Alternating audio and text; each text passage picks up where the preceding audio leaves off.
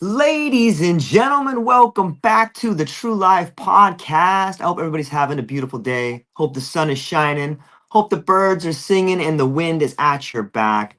I have with me today the one and only Reverend Dr. Jessica Rochester, Madrinha President Torchbearer, founder of the Sceaux de Montréal, the Santo Daime Church she established in 1997, restoring sacred memory to the North. A transpersonal counselor shaped by Assagioli and Grof. She guides seekers through the fire of self-confrontation. From 2000 to 2017, she secured a Section 56 exemption, protecting. Oh, we lost you. Hi, everybody. If I'm still on, we lost George for some reason.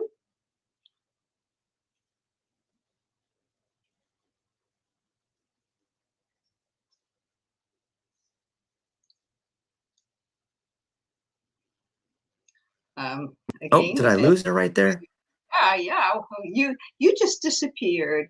And then I began to think, okay, I guess am I able to do this show alone without you? It looks like it's still live, and you're still frozen.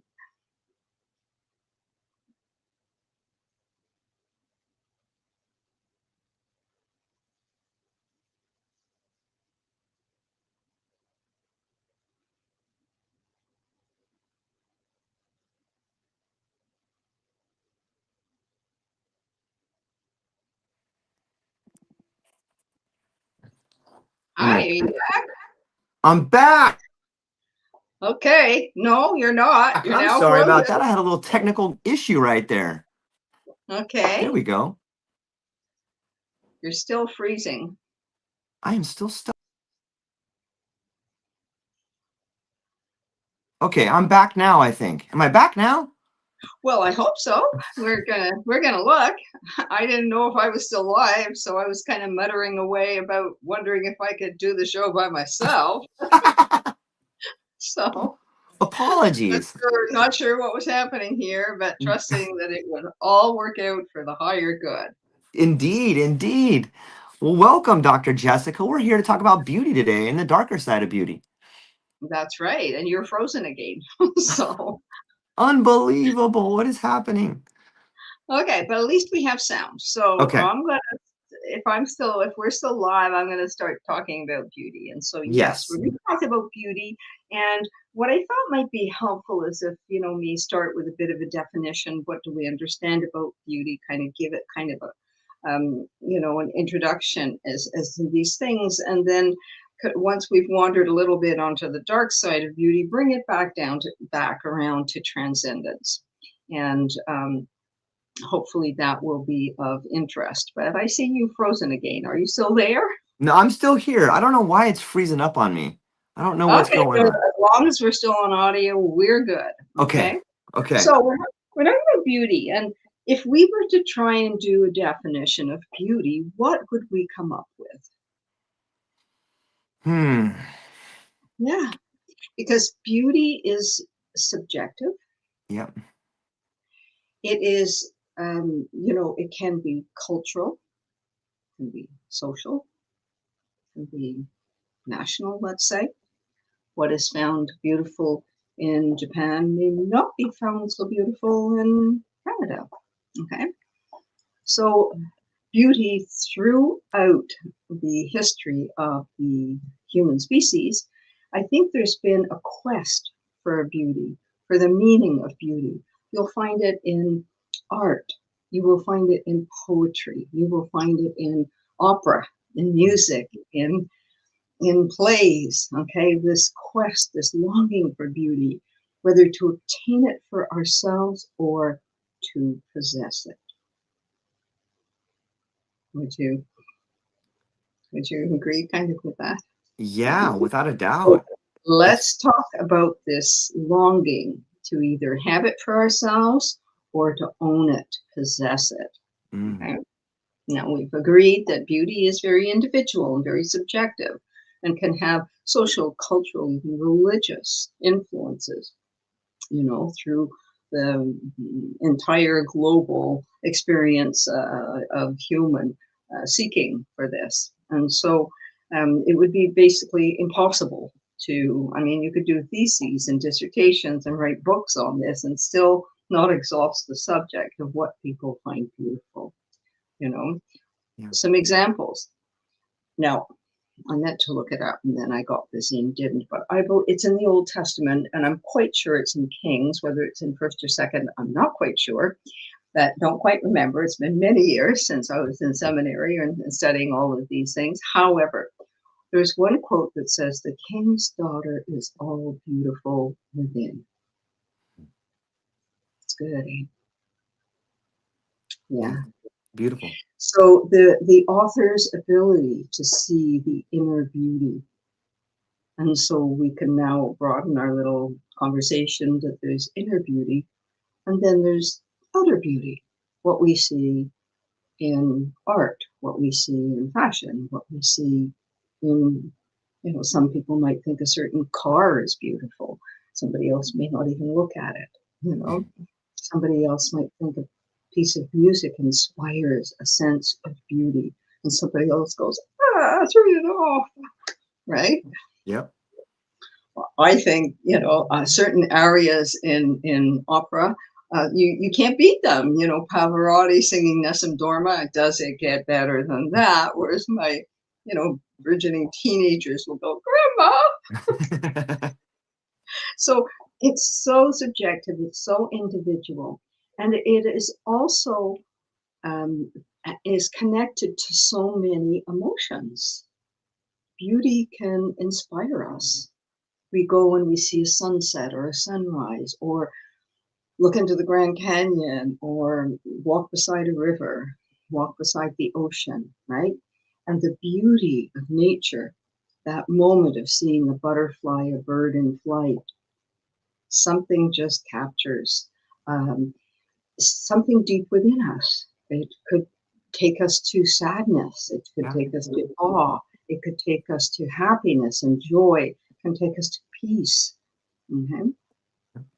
And so beauty in the eye of the beholder, and again, it's very, I'm speaking about nature now, finding beauty in nature. Being able and being willing to see beauty in the moment. How many of us are so busy rushing around, jumping in and out of our cars, we're in concrete all of the time. Do we stop and do we look at the sky? Do we listen to the birds? Do we stop beside someone's garden and look at their flowers, especially in early spring, being in Canada? Okay, those first flowers that start pushing up through the earth, the early crocus, you know, ecstatic to see them, welcome them. Hello, I'm so glad you came back this year, right? And the beautiful cilia, those blue purple flowers that are like a carpet. In England, there's bluebells. Here we have cilia, you know. And there's beauty, and it's everywhere, and it's around us. And sometimes if you're reading biographies of or historical accounts of people who, even in the most difficult of moments in their life, facing great challenges, write or describe moments where even in the moment of difficulty or great challenge, something connects them to something of great beauty. And again, right now I'm just talking about the beauty that exists around us in nature, that is everywhere, free for everyone. The stars in the sky at night are there for everyone. The sun shines on everyone. The trees put out their leaves and their blossoms, and the flowers bloom for everyone. Right? It's not they only do that for specific people. They certainly do it at specific times, but it's here for everyone in all of its enormous variety. For those of you who are interested in particle physics, my favorite guy is the University of Manchester, Dr. Brian Cox, who I think is head and shoulders above every other physicist on the planet. I'll tell you why. It's because he sees the beauty. He can see the beauty in Einstein's equations. He will stand back and he'll sketch them out on a board and he'll say, look at the beauty of that equation. Equally, he will go out under the stars and say, look at the beauty of the cosmos. He sees the mystery, which not all physicists do. Some are very practical and pragmatic and like, Carl Sagan, for example, wasn't talking much about the beauty of anything, right?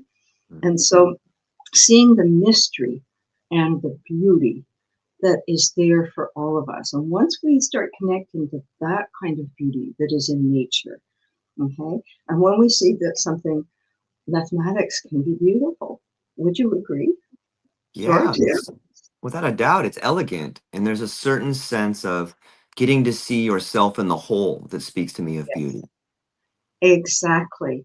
And so whether it's mathematics or chemistry or any of the sciences, those who have their their heart and mind open are going to see the powerful beauty of the connectedness of all of this. And so that's where science and spirituality join, and the mystery and the oneness and the beauty, and and again, it's also connected, and it's all in the eye of the beholder. Our willingness to see beauty in it, our openness to see beauty in it. Does that make sense? Yes. Yeah, it makes perfect sense to me. Anything you wanted to jump in and add or ask? Well, when I think of beauty, I think of a sort of evolved awareness because it is everywhere, but it takes sort of, for me, it's taken a little bit of the tragedy. And it's so interesting to me that you can't see beauty, at least for me, I can't see the beauty without being aware of everything around it. And sometimes, like you had mentioned, in those tragedies, you really get the opportunity to see the brightness of beauty. And sometimes it's the brightest place that it possibly is. Yes. And and that's the mystery of it all. Yeah. How can these things Yeah. coexist? You know, and that's really the zen of it. How can these things coexist? This wonderful, powerful magistry of creation and beauty and nature, and the complexity of life, and at the same time, all of the difficulties and darkness and everything that exists along with it. And how do we make space for that? And it's not about making difficulties okay. It's just about they're going to happen anyway. All right. It's not about making these things okay. It's not about pretending they're all right. It's not about denying that things can be difficult, that there is tragedy, there is loss, there's difficulty, there's a very dark side to beauty. And but these things exist, and how do we make space for that? How do we hold, and are we an agent for change in it?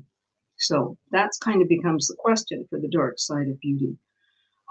Can we be an agent for change? And what is the dark side of beauty? You want to jump in, or are you going to let me go? Yeah. When I think about the dark side of beauty, I'm reminded of I think a quote I once heard. Forgive me because I don't remember the name of the person that cited it, but it was something along the lines of the look of agony and the look of ecstasy are almost exactly the same. And it's really interesting to think about that concept, about the faces we make or the feelings we get. But the look of agony and the look of ecstasy are almost the same on our face. Like, and I see that connection there. That's the connection of the dark and the light, and how similar they really are to me. Yeah, it's like love and hate. You Yeah. know, Yep. the more deeply you love, the more potential there is Yes. for hate. Yep. It's a human experience anyway, and that in itself is a whole mystery, right? So about how those two sides of the same coin in almost every situation is the dark and the light is there, and our individual choice is how to be with that, and what's in our power, and what do we just simply send light to and walk past, and what do we become the agent for change. And so having said all of that, and I have no idea who said that quote, that it's pretty accurate. um, Life is life is life. Yeah. We Yeah.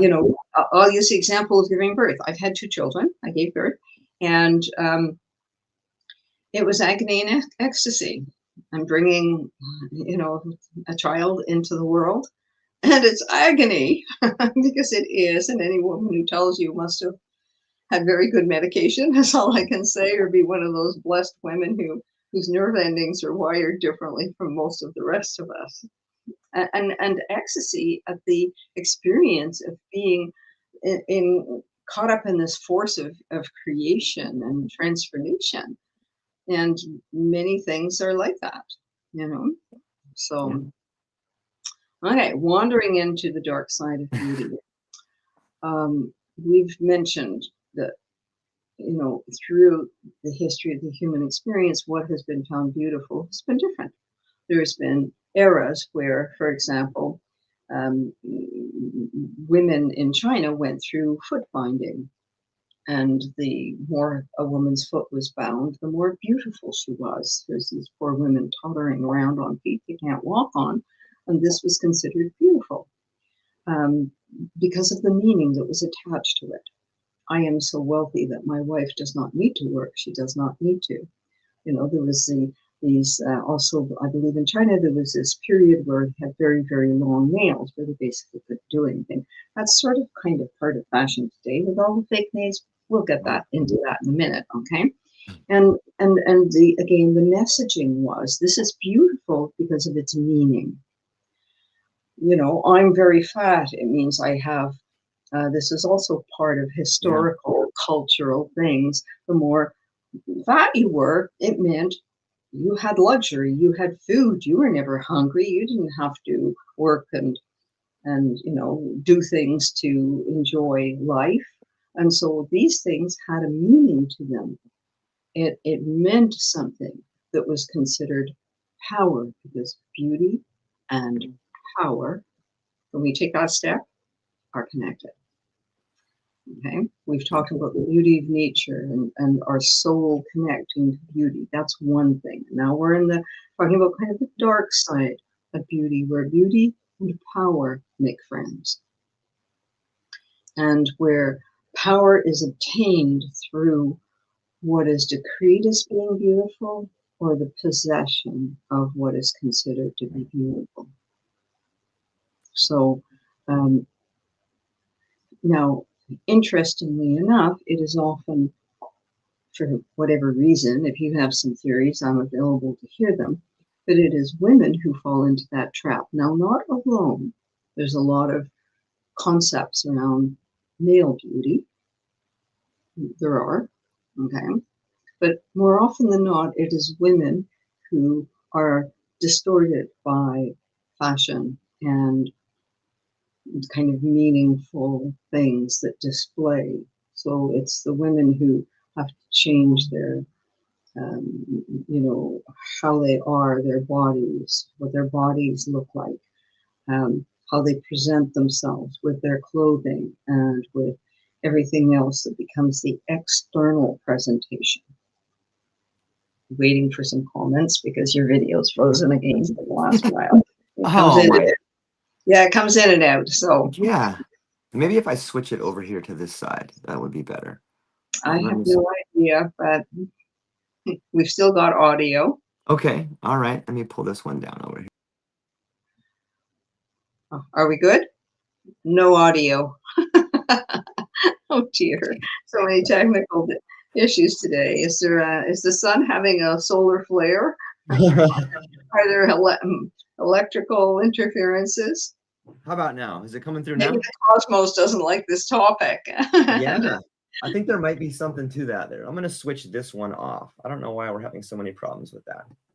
Okay. Well, you're now video and audio, so that's great. So I was just talking about how certainly there's concepts of what beauty should be for men, that it's more so for women, and it's almost always the external presentation. It's not the king's daughter is all beautiful within. Okay, it is the materialistic, the external presentation of how a woman and or a man, okay, presents on the outside. Not what their soul is doing, not what their mind is doing, not what the creative force within them so much is, but it is the external presentation. It is the image. It is the impression that of something that appeals to a larger audience who is looking for something, or, and this is such an important piece, is told that they need this. Yeah. Okay. I remember a time, these days, women can, unless you belong to a certain religious tradition or cult/sect, Right. women can pretty much wear what they want. I mean, yes, in the business world, and I'm a firm believer in it, that business clothing is appropriate. Okay. Don't want to walk in the bank and see a mini skirt and cleavage. I don't.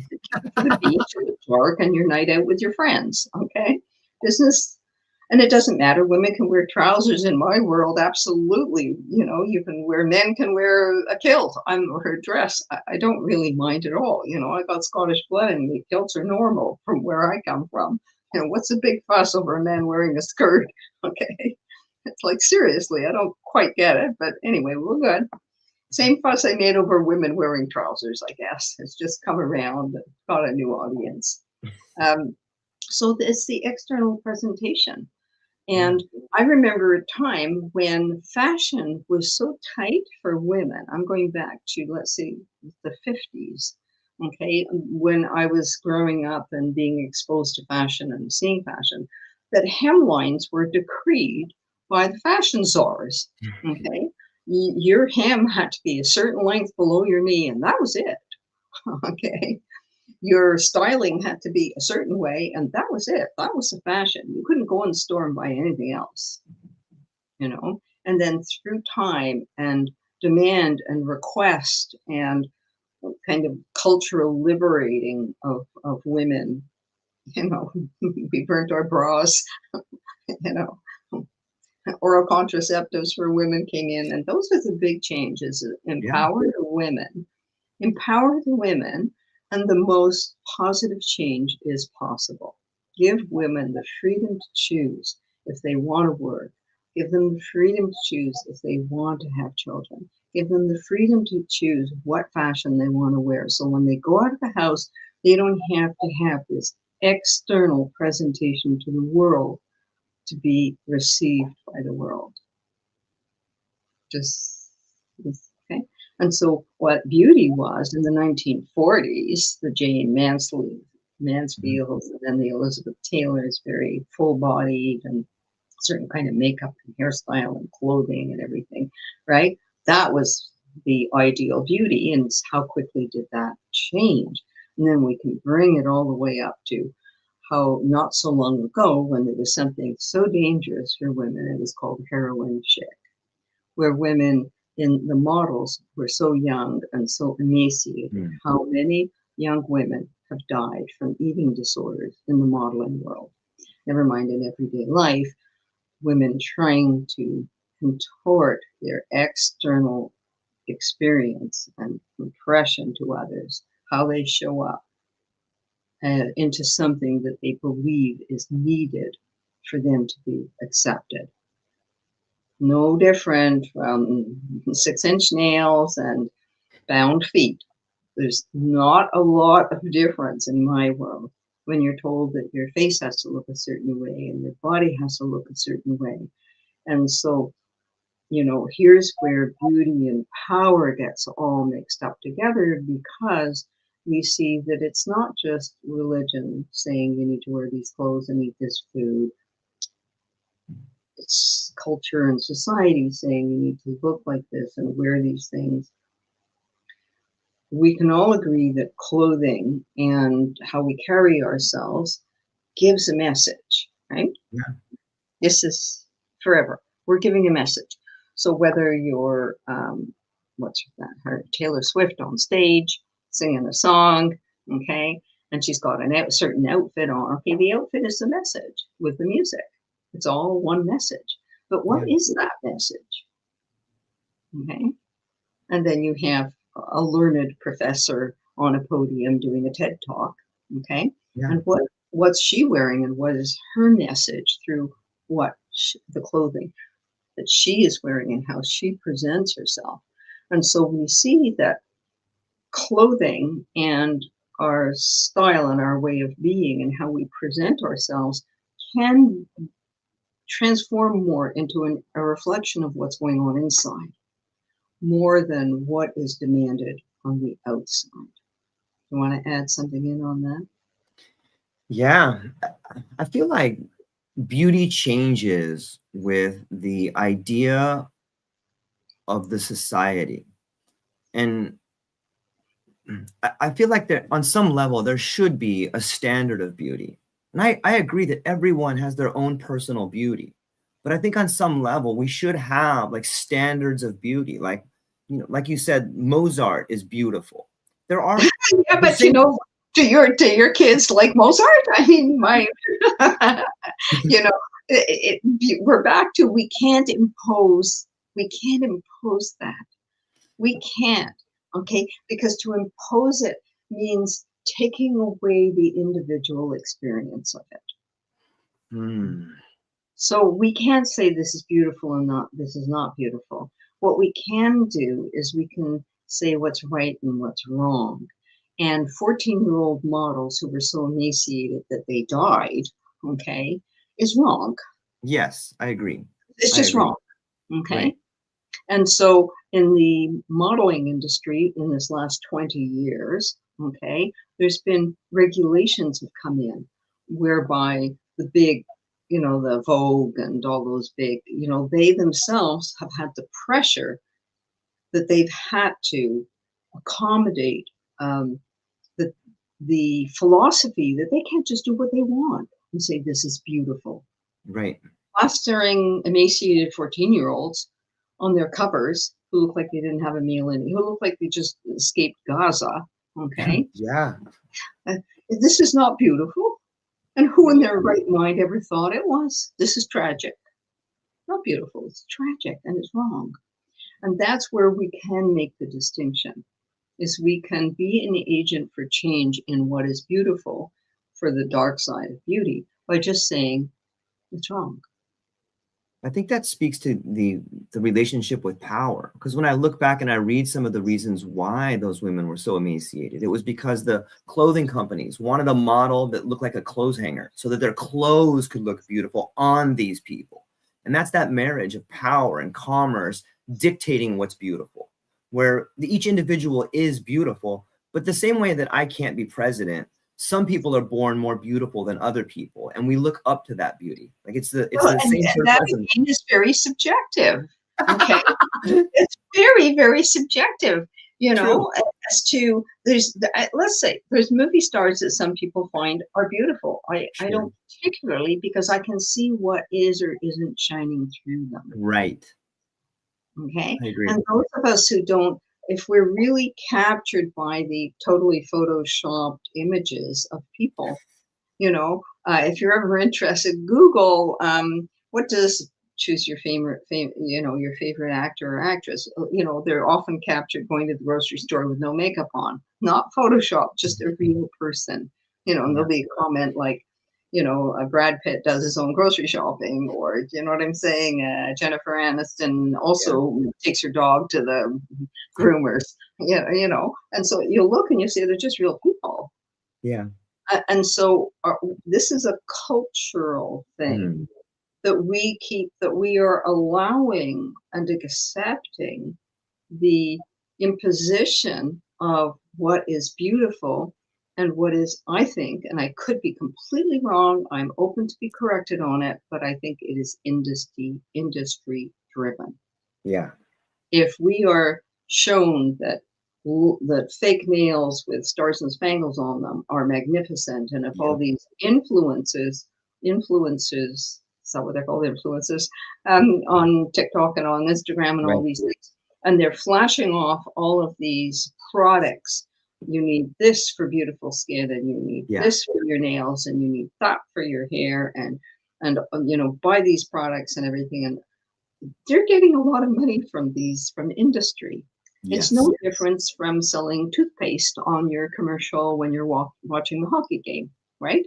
Yep. There's no difference. They're selling products. Now, unfortunately, the myth of beauty, because we're back to our original section 1 of this conversation, the myth of beauty. Okay, the seeking for beauty, the longing for it, the search for it, the soul's longing for beauty, okay, gets confused with materialism. Yeah. That if I wear that makeup and if I go to, they have 8-year-olds in Sephora demanding products. I'm stunned. Yeah, me too. My granddaughters know more about, I've got a little moisturizer on, that's it. Lipstick, always with the lipstick, that's my thing, But the products, it's an industry that is just pushing itself to younger and younger consumers. How is this different from what the tobacco company did and is still doing? All of this vaping that has flavors and fun cartoon style creatures on their covers. This is all appealing to the youngest possible person to buy. So what we have is industry pushing the idea of beauty. Yeah. And this commercialization of beauty is dangerous for some people. Not everyone. Sensible people aren't just going to do what they're told they have to be wearing or putting on their nails or their face because it doesn't suit me, don't like it, whatever. My comment to the young people that I know is, do you know there's an app now? My daughter got it and gave it to my grandkids, and on their phone where it scans the product and it can tell you the harmful chemicals in it. Don't ask me. I can find out the name of it. But there is an app you can have on your phone that will scan a product and it will tell you what's in it that may not even be listed as to what is harmful for you. And so that's being an agent for change. It's here. I'm giving you something you can educate yourself with. Are you sure you want to buy that product? Now you see there's 3 ingredients that cause cancer. Yeah. Now you see that there's PFAS and microplastics in it. Are you sure you want to put that product? Are you sure you want to put it on your body? And so that education is the agent for change, And do you agree? Yes, you want to say something? It's so interesting you bring that up because my wife and I, she recently had cancer, stage 3 breast cancer. And we were just going through our life and the things we were using and we've become really conscious of it. And it brought us to the idea of polyester in clothing and all these chemicals that are in clothing. It's in everything. And it's like, we should be buying 100% cotton. Like, just to think that you're wearing something that's a carcinogen and you're wearing it daily, and people wear, the underclothes too. Like, how detrimental is that to your health? And like, we don't know because of the standard of beauty and fast fashion and all these things that are poisoning us all day long. Well, there is a increase in the last, let's say, 100 years. Let's take it back. 1925, after the First World War, gearing more, because between the First and Second World War is when a lot of products were being developed, mainly for weaponry, that found their way into other uses. That's the reality. They weren't looking for how to improve dog food between the First and the Second World War. I mean, some people might have, right? But a big chunk of science and money and everything was going into weaponry, and look at all the wonderful things that happened. We got to the moon, and wonderful things happened, but then there's the dark side, as are we aware. So a lot of things got pushed through, and the same thing happened with industry, the food and beverage industry, in which products were pushed through and put on the market faster than, like in Canada, we have what's called Health Canada, which is the overseeing, but you have, the Food and Drug. They're kind of equivalents. They're supposed to be monitoring what's in your food, what's in the water, what's healthy, what's not healthy, finding industry or stopping industry that is putting products that are not proven to be supporting health. But there's so much corruption in there. There's just a lot of stuff, and stuff happens, and products get onto the market, and before there's so many new chemicals coming that what can't be tested is the combination of chemicals. So you're putting that nail polish that has PFAS in it on your skin at the same time you're wearing polyester clothing, or even beyond, the microfiber clothing, and because it's easy to dry and it wicks and you don't get all sweaty in it. And so that we can see the draw, we see the attraction. But then you're thinking, what are you eating? And so you see layer on layer. What do you use a spray in your house, freshen up the room or something? Why don't you just open the window? Okay. And with natural oils, aromatherapy, natural oils. Yeah. Actually, we've been using them forever and ever and ever, probably thousands of years. Don't use the chemicals in your house. But if you put all those layers, how did we have a chance of everyone having really good radiant health? It's not possible. And then if you have any kind of a genetic predisposition towards a certain illness, well, then all that layering of air, water, food, and wearables and livables, your car. I mean, when I got my new car in 2024, I buy a certain kind of car. I'm not going to advertise it, but I will say it, the Subaru, because they last me 13 years. Yeah. There's ridiculously low mileage on them. I keep them immaculate. But when I get a new car, I have to drive even through the winter. It's like months. My windows are wide open. All the off-gassing from the leather and the chemicals and the plastic and the metal and everything, all that off-gassing. I don't want to be breathing it in. And so beauty, we're coming back around to beauty. Okay, we wandered off in fashion and fabrics and what we're putting on. So beauty and industry. Okay, that's where we took a tangent there for a few minutes. Beauty, materialism, and industry and money and power and what sells and how to sell it and push it and how to get your product on the market. Now, good products, I'm all for them. Healthy, functioning society that provides good products that people can use to improve their life, enrich their lives. Yes, please bring them on. Okay. Transparency in the industry. It's just education for the population, transparency on the part of industry, and accountability on the part of government. Because what is going to happen to all these women who are becoming plastic people? I'm sorry, I don't want to offend anybody out there. I've had surgeries, just had a big one. Okay, still kind of wiggling around a little post-hip surgery. And I'm grateful for surgery, would certainly support anybody who felt that they really needed surgery. But the amount of surgery and fillers and chemicals that women are putting into their body to attain what they believe is a form of beauty, that once they get stuck into that, where does it end? And how does that go? And how sad is that? Yes. Yes, I absolutely understand it. For some people that, having a little chin left or reducing, often it's reducing rather than increasing, but reducing for their own health and well-being. Okay, I understand all of that. And this isn't a judgment on anybody who wants to do that. It's a question on, what about your soul?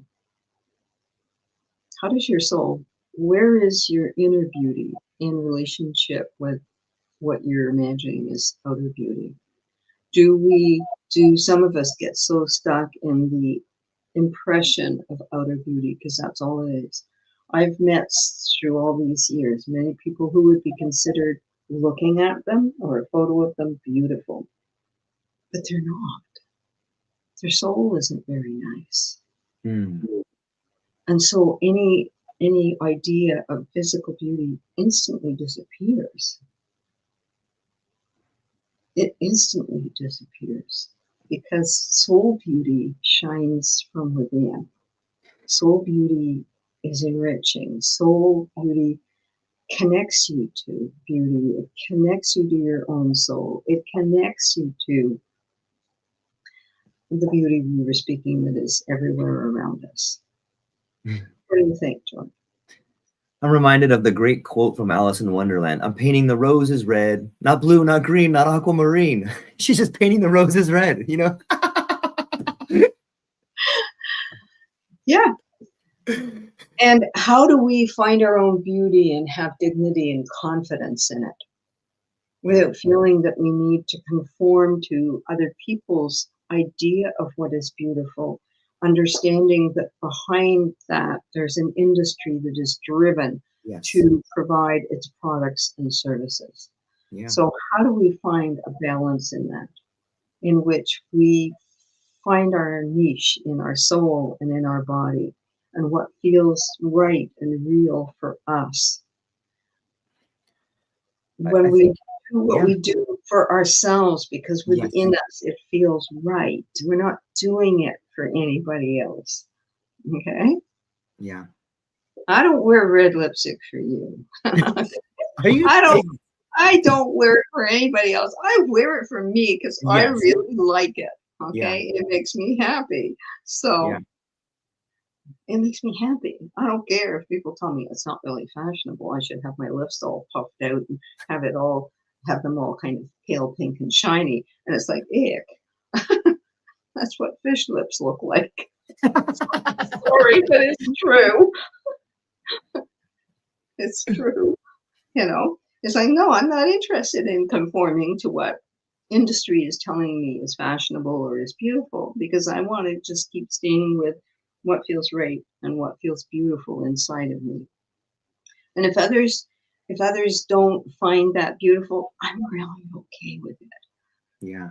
I'm just really okay with it. I'm going to go out and listen to the birds and look at the stars and watch the clouds move and, you know, find beauty where beauty is all around me. I do.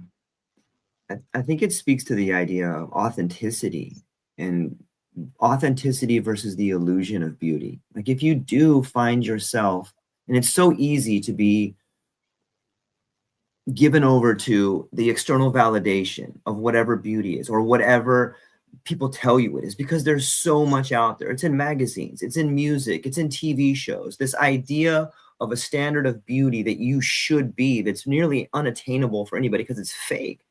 But I see so many people wearing a shirt.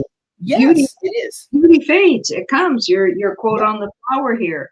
And, you know, it's not in the flower, but how the flower teaches us how to die with grace. I'm guessing you coined that. And so, and it's a good one. Keep it. Thank you. And so that is it. It's being in the moment of the beauty of it. You know, each year I like to buy, just before Christmas, they have a bulb that you can buy called an amaryllis. Okay. It gives you one flower, if you're lucky, two, sometimes three flowers, okay? But they are magnificent. The flower itself is enormous. It's like this. It doesn't last long, but it's just magnificent, you know? Yeah.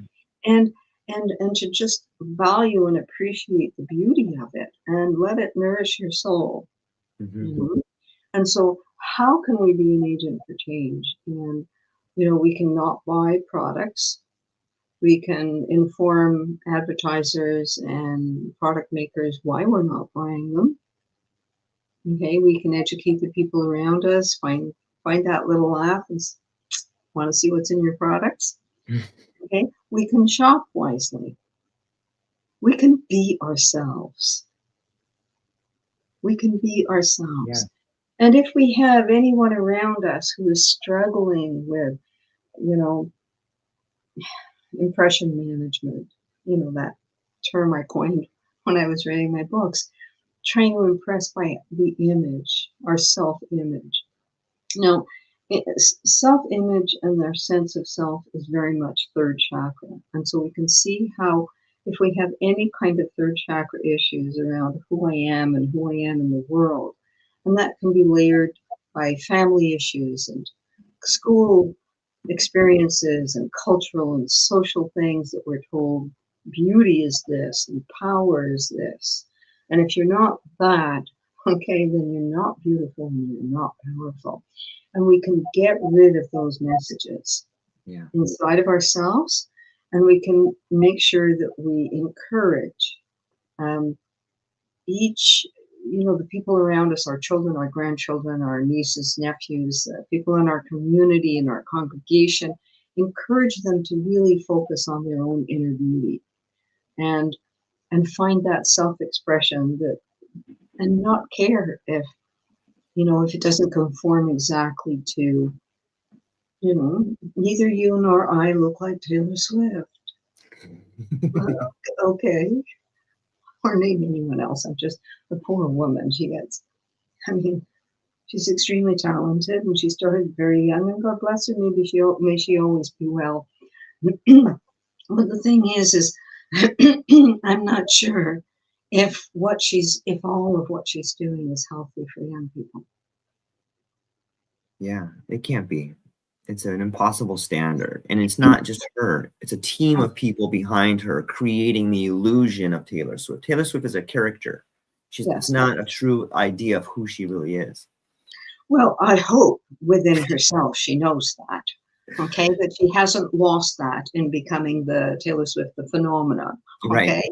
That how often this does happen, that people, you know, whether it's they're fabulous in sports or whatever it is, but they lose their sense of self and become, you know. I remember a quote by a young actor who'd played a role in a very popular series of films. I think it was the Twilight series. And it was his words were so poignant. He said, I can't really date because people don't want to know me, the person. They only want, and I can't remember the young man's, the actor, I think it's Robert Pattinson. He says they only want, and he named the character. Okay? That character doesn't exist, but that's who they want. They don't want me. Yeah. I thought, wow, he really gets it. Good for him. He was so young. He was 18 or something when he was doing this film, if not a bit younger. He gets it. And that's the illusion and the materialism and the power of industry in our lives, is we confuse the image that we're given with real life and real people. And that's sad. It reminds me of that quote. Maybe it's not a quote, but it's more of just a saying that sometimes you have to sell your soul in order to get these things, you know, and it's like you do kind of trade part of the light of your soul in order for the character. Well, you know, I think that in any opportunity where prestige, power, acclaim, what have you, is awarded to you because of possible accomplishments, which are, you know, so whether it's in athleticism or whether it's in fashion or whether it's in music or whether it's in any of these areas, okay, it is to the individual to hold on to their moral compass. Yes. And to choose carefully the people around them who are going to support them holding on to their moral compass. You know? And if we surround ourselves with people who are too busy praising us because they want to bask in the glory of our ascendance, let's say, and they feed us lies, you know, the emperor's clothes are, new clothes are glorious. Okay, so that if we surround ourselves with people who only want to boost themselves by being reflected in the glory of our accomplishments, let's put it that way, and we don't surround ourselves with people who see that we're still a flawed human being, imperfect like everyone else, with our shortcomings and our failures, and that there's some areas that we need to be held in check, you know. And this is why there's so many problems and so much corruption in whether it's spiritual traditions or in all the areas, is because of this power, money thing that happens, in which people want to own beauty as a possession and then drain as much as they can out of that for power and for influence and for money. And that's the dark side of beauty. Yeah.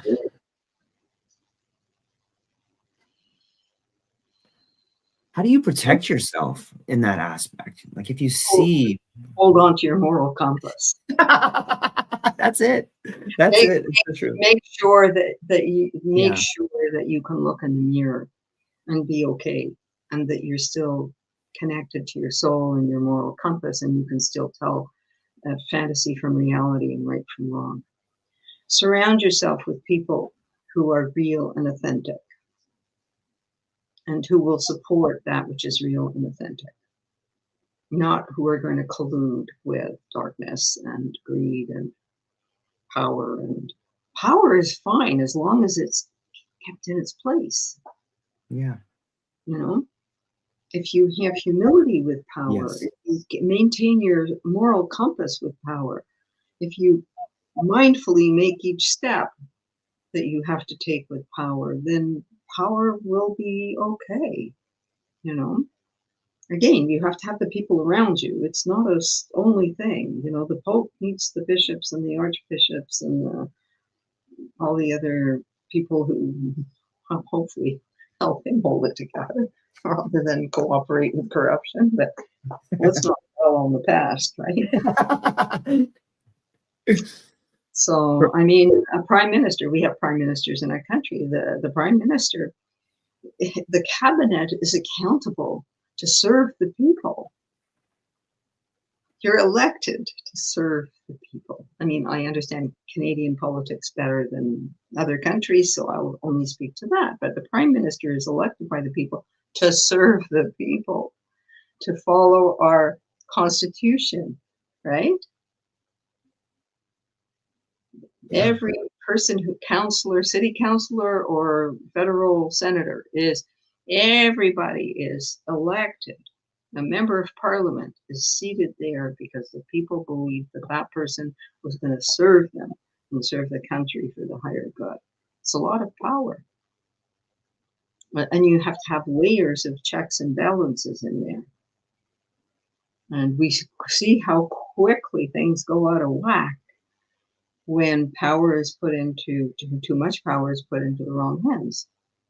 You wouldn't let a 2-year-old drive your car. I hope not. Or a 5-year-old or even a 10-year-old, for that matter, but certainly not a 2-year-old, right? Because it's too much power. The child could do so much damage to themselves and others. So power should be given so carefully, so mindfully, and it should be received with humility, simplicity, dignity, the moral compass straight. Mm-hmm. Making notes. Yeah.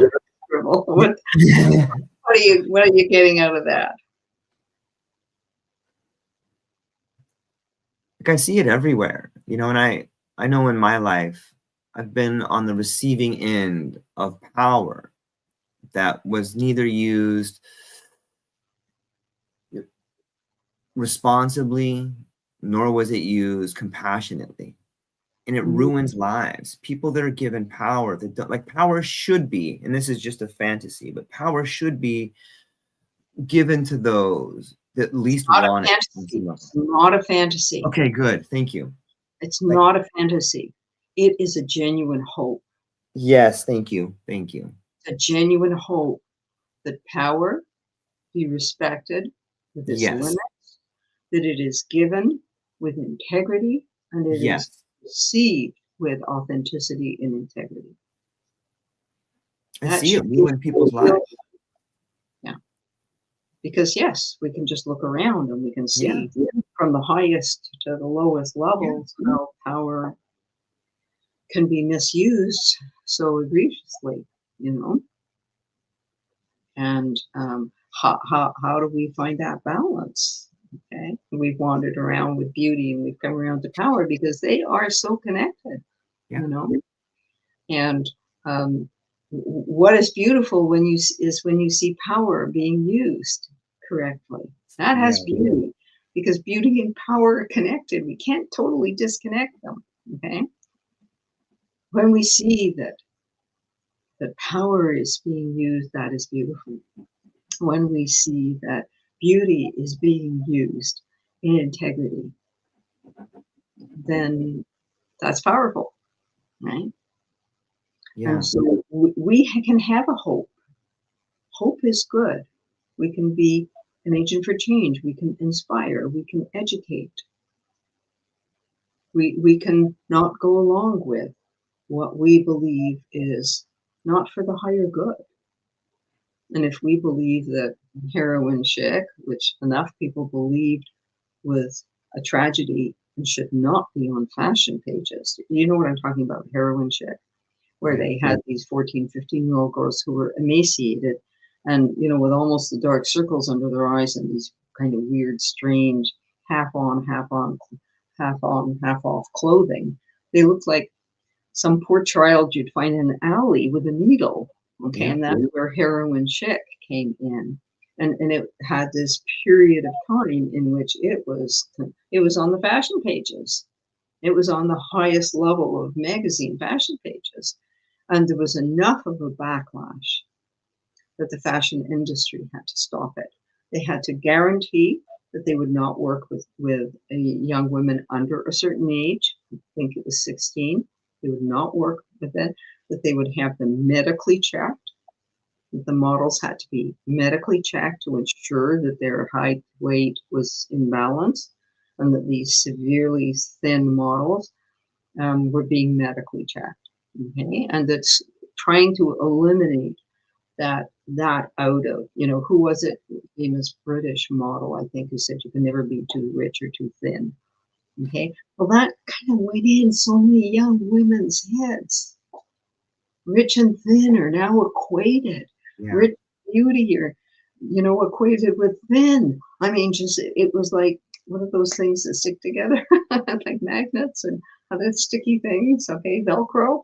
Okay, rich, thin, beautiful. Okay, thin, powerful. Yeah. I mean, they all got stuck up together. And until thin became something that women, even who were slim, women who were even, you know, healthy, slim, okay, thought they were fat. Thought they were ugly. Because this lie, this propaganda had gone in so many minds and made a nest and then had chicks and raised them and fed them. Okay. And how do we get back to beauty is within, and healthy is important. And if healthy is, and healthy is a range, healthy isn't a single number. Yeah. It's a range. If you look like in the insurance policies, and you're going to see, what's your height? What's your height, George? How tall are you? 5'6". You're 5'6". Okay. So there will be a range for a 5'6" male of, I won't ask you your age, of your age and your height. There will be a health, and then are you a slight build, a medium build, or a very strong, stocky, you know, heavy bone, muscled kind of build? That there will be a range of healthy that could be at least 10, if not 20 pounds. Okay, often 20-pound range of still in that super healthy zone. And I remember two of my doctors telling me when I went, you know, I'm older now and I'm probably 10 pounds heavier than I was those decades ago. And they say, don't lose it. Yeah. You get ill, you need that. Don't lose those 10 pounds. And it's like, man, it sits around my waist. You actually need it. You know, I probably lost 3 pounds the 2 days after my surgery. Because you're not eating, you know, you don't have to fast the day before, the day of your surgery, you know, general anesthetic, you're not eating, they're pumping stuff into your arm, you know. And I thought, it's like, I looked at myself and I went, wow, okay. And it's like, no, be careful, be careful, you know.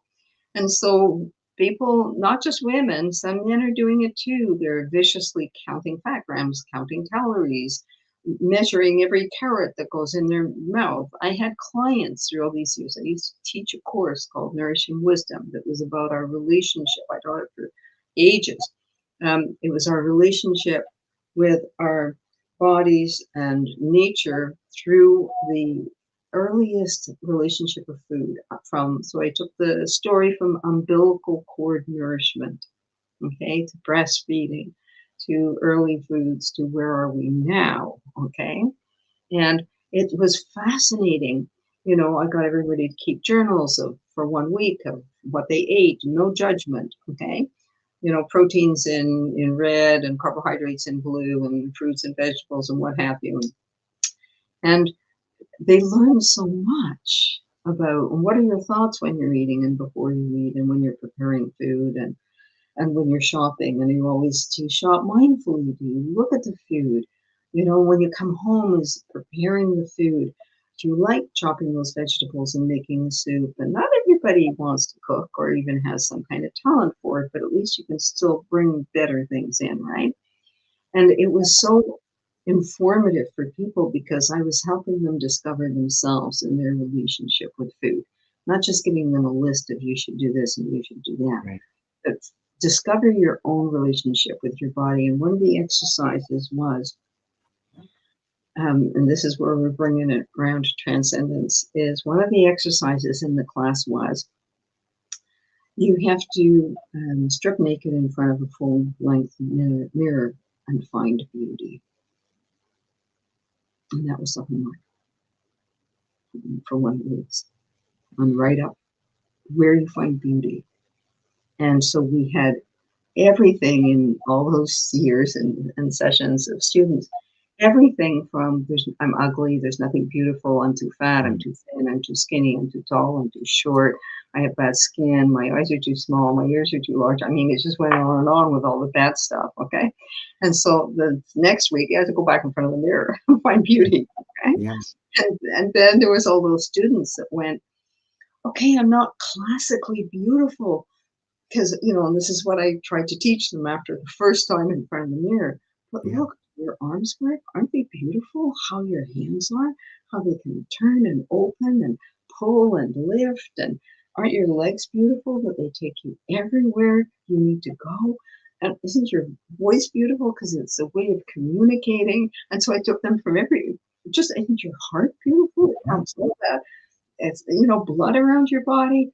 And isn't your skin beautiful? Because, okay, so maybe you don't particularly like the, whatever. But it holds your whole body in. Without it, okay, where would you be? Right? And I took them basically through just about every body part that has beauty. Your bones are beautiful. Your heart's beautiful. Your lungs take in all that air. Send all that oxygen into your bloodstream to promote your life. Your eyes see. Do you thank your eyes? All the reading you do? Do you thank your ears? Do you find beauty in it? Anyway, so the evolution for most of the students was that they were able to look in the mirror and find beauty. The beauty isn't just the external thing. It's the moment by moment how we live our life. And if we can find beauty in that let go of those Vogue magazine covers and those, Hollywood stars and rock stars and find beauty in the function. Like we're back to Professor Brian Cox, the magic of it, the beauty of the cell and the atomic construction, the beauty down there of how everything works. It's beautiful. The beauty in the cosmos, the solar system. How beautiful is that? That this little rock called Earth, swinging around, tilting when it needs to tilt, okay, to give us the seasons, swinging around the sun every year, and that our little solar system is just part of a galaxy that is moving through space in this multiverse. This is beautiful. So deep down in the atomic structure of our cell, how beautiful is that? You ever look through a microscope? It's like, ew, is that what a bug looks like on my skin? And the tiny little critters that live in our hairs. And so the hair follicle, they're microscopic. They're symbiotic, no different from the little birds that roam around on the top of the rhinoceros and all the other critters, and they're doing their job, right? So beauty. Did we come full around? Yes, I think so. Right around. Yeah. So anybody listening, you're going to go and you're going to look in the mirror and you're going to find beauty. Beauty in your soul. Beauty in extraordinary magic of your body and your life. Find beauty. I agree. It's a beautiful way to give people something beautiful to look at. It's a great exercise. Yep. So that's everybody's homework. Yep. That's it. And it's been wonderful hanging out with you again today. And I wish everybody who's listening in that there's this wonderful saying, let's see if I can get it right. It's an Indigenous saying, and it's about may beauty be in front of you, may beauty be above you, may beauty be behind you, and may beauty be within you. May you walk in beauty. I love it. I love it. I'm not sure if I've got 100% right, but I just want to acknowledge the source. Okay. And so on that note, I'm giving you and everybody a great hug. Thank you for inviting me. It's always a joy and a privilege to be on the show. It's an incredible privilege for me and to all the listeners out there. We send our love and our light over to you. Ladies and gentlemen, go down to the show notes and you can see right here on the front screen, Dr. Jessica's books, Ayahuasca Awakening. Go to her website, check it out. The links will be in the show notes. But before I end it completely, Dr. Jessica, are there anything's coming up, or where's the best place to find you, and what are you excited about? Best place to find me is either on LinkedIn. Connect with me if you're interested in what I do and what I have to share and say. And or please go onto my website. Those of you who might be interested, there's lots of things for free for educational purposes. So lots of links to podcasts and some things I've written. The only thing that you do have to buy are the books, and through Amazon if you wish. And everybody enjoy. I'm looking forward to. We started. The first one was last April, and by the feedback was extremely successful. I'm advisor to 2 universities here in Canada on their programs on psychedelic studies. A shout out to Dr. Anne Vallely and Dr. Monica Williams for their program at the University of Ottawa, and also to Dr. Pam Kreisgaw and her team at Vancouver Island University. And so we had participants in a retreat that we did in April. Not only from there, we're doing a retreat for graduate and doctoral students in psychedelic studies and allied fields. So that is including psychology, medicine. And so we have people coming from different fields, but who are working in that field and interested in knowing more. And we have another one in the end of October. Those of you who are interested, you could check it out on my post. I have a post on it on LinkedIn and or our church website, which is www.santodaime.ca. And hoping to provide education on non-ordinary states of consciousness and also participate into rituals with our church. So that's Ayahuasca or Santo Daime. Ladies and gentlemen, I hope you have a beautiful day. Go down to the show notes. Definitely check out the books. For me, they have been an incredible resource. And I hope everybody has a beautiful day. That's all we got, ladies and gentlemen. Thank you so much. Aloha.